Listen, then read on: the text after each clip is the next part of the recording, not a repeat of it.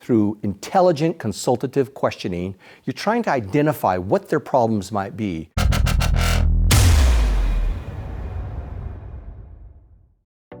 There are 4 generally accepted personal sales approaches. The first 2 we normally see in business to consumer situations, the last 2 normally in business to business. I want to draw a graph for you. On this axis, we have customer orientation. So the further away from the origin, the greater the orientation we have towards and for a customer. On this axis, what we have is adaptiveness, adaptability. That is the willingness for us to be flexible for that customer, to listen to their needs and then adjust what we're saying, what we're doing, what we're offering for them.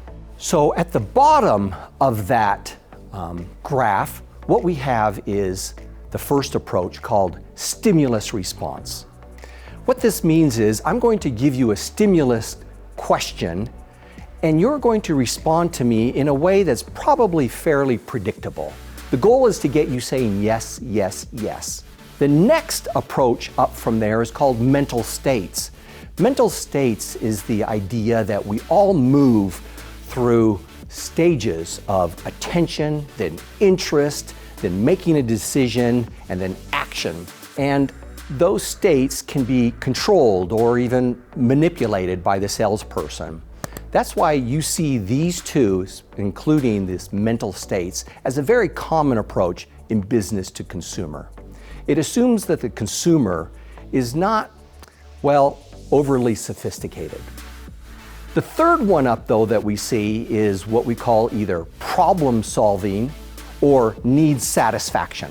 Those are very, very similar, and what that entails is identifying a customer's particular pain point or a need or a goal, something that they're trying to achieve. But you're doing it adaptively. You're trying to, through intelligent consultative questioning, you're trying to identify what their problems might be, what their goals really are, and then determining whether you can help them or not. The very final stage, the very final approach that we see, and we see it rarely, even in business to business sales, is called consultative selling. Consultative selling includes the ability to not only solve problems and to satisfy those needs, but to be able to actually take customers, because of the extensive expertise in a particular vertical, to take customers to areas and to solutions that they didn't even dream of themselves prior. Also, though, the consultative rep has such an extensive network of resources behind them, they're so well connected within their own company that they're able to bring all kinds of resources to bear to a particular customer, and that's what makes them consultative sellers. So, let me ask you a question. Of those 4, where do you think you are today, and where would you like to go? Put your comments down below.